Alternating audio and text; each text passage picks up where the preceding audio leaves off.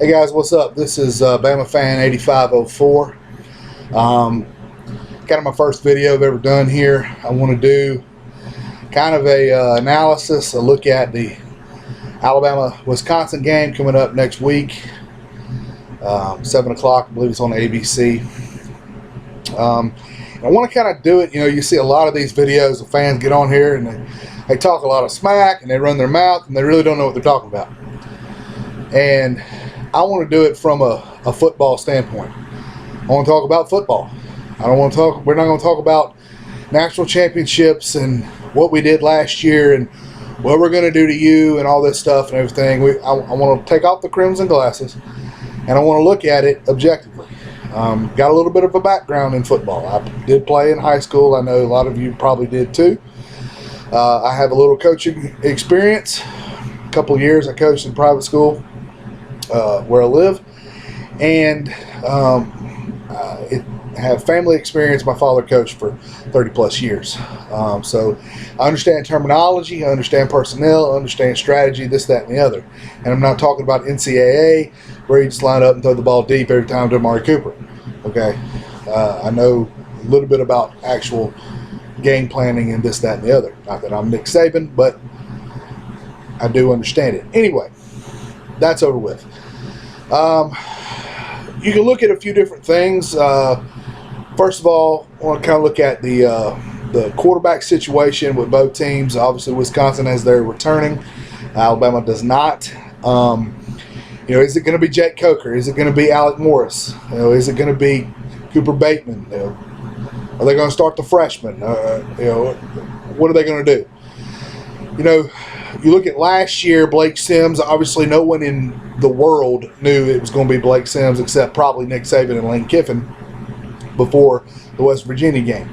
Everybody said, "Oh, Jake Coker, Jake Coker, Jake Coker."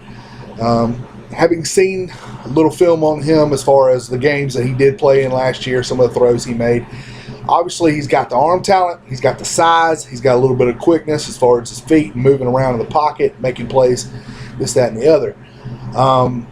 The big question is, can he win the locker room? And that's really been the emphasis I think that Coach Saban has put on it, is can he win the locker room? Can he make the guys around him better? He doesn't have Amari Cooper to throw the ball up to and pull him out of a jam. Okay, who's going to be that guy? I think our Darius Stewart is one. Robert Foster is one. Even Chris Black. You'll see Kenyon Drake, I'm sure, in the slot and doing different things just to show his talents. I don't think it really matters that much.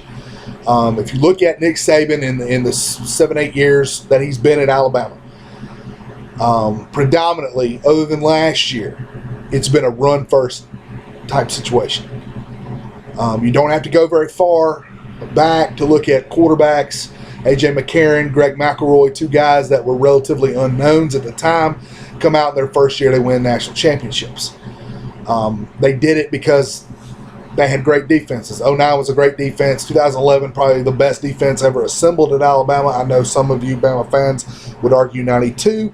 You'll get no argument from me, but top to bottom, okay, as far as draft picks, as far as just sheer talent, 2011, top notch, okay, one of the best, if not the best, okay.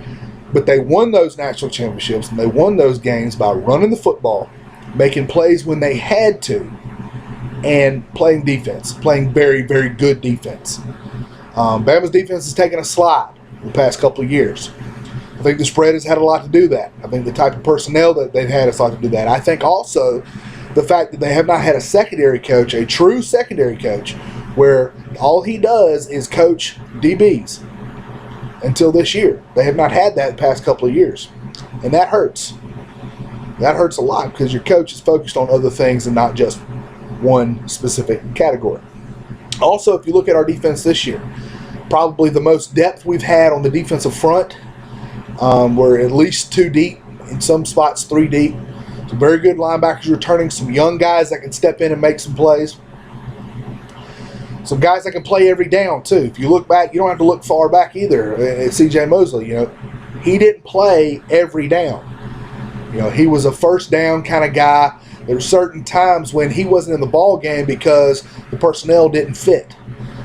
We're kind of getting away from that and doing some different things where we're trying to have guys that play all 3 downs instead of a first down or a third down or what have you. Also, in the secondary, okay, we're looking at possibility of having 4 corners start in our normal personnel. Okay, and also too, they've all been in the system for another year. Okay, Cyrus Jones 2 years ago was awful. Last year, pretty tough. Okay, Eddie Jackson showed spurts his freshman year. I think would have been a little tougher last year had he not had the injury, but he's going to move to safety more than likely.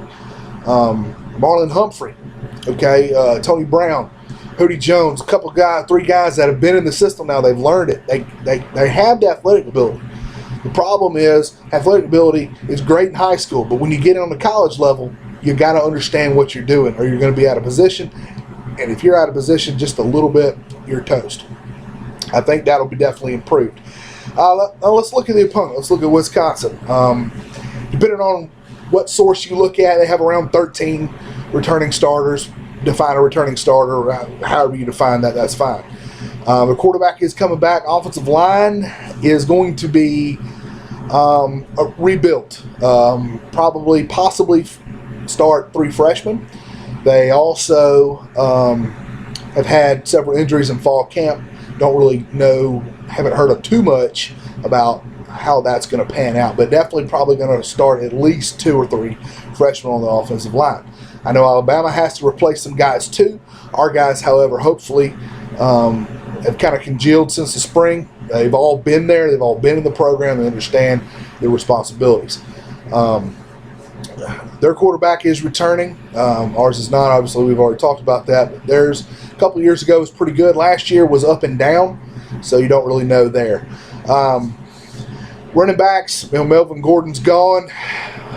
He's in the NFL now, and so they do have a returning running back, and that's what they're going to really lean on. I think you'll see them come out in 2 tight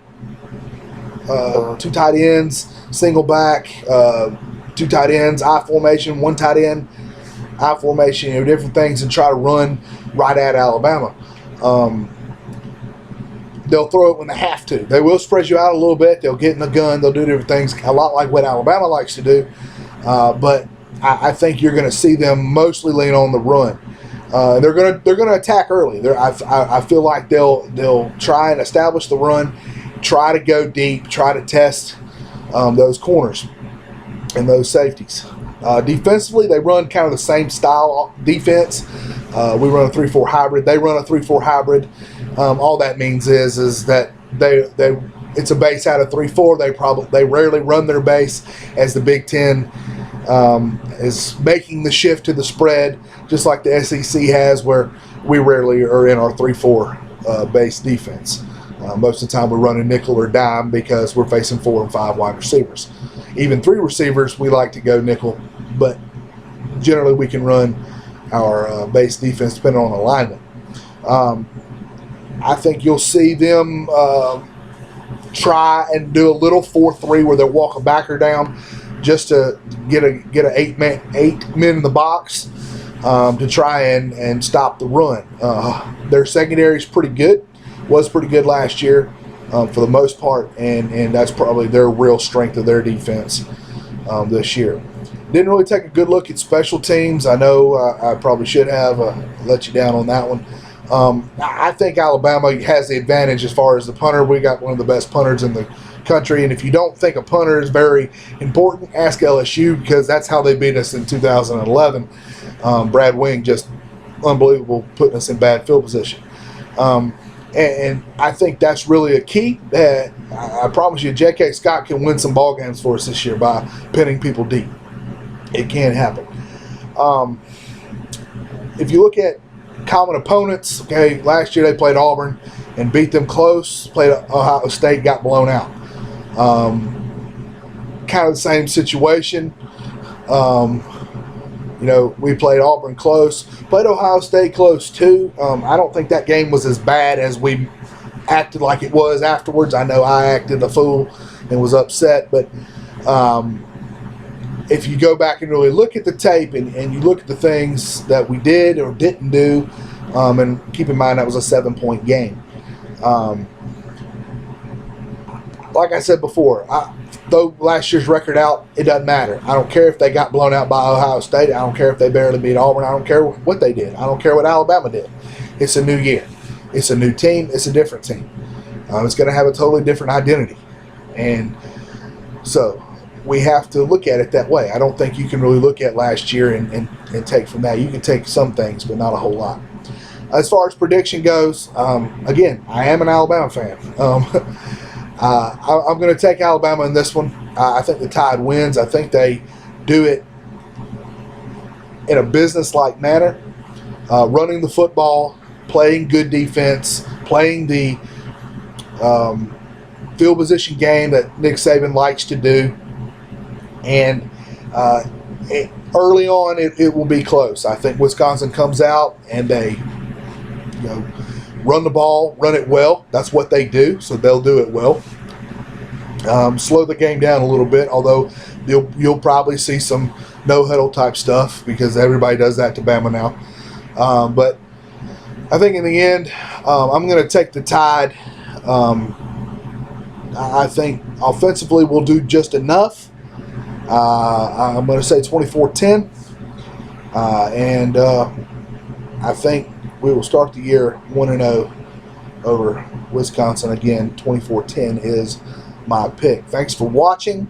I hope to possibly do a post-game analysis when the game's over. And I'm going to try to do these once a week and talk about the opponent. So till next time, roll Tide.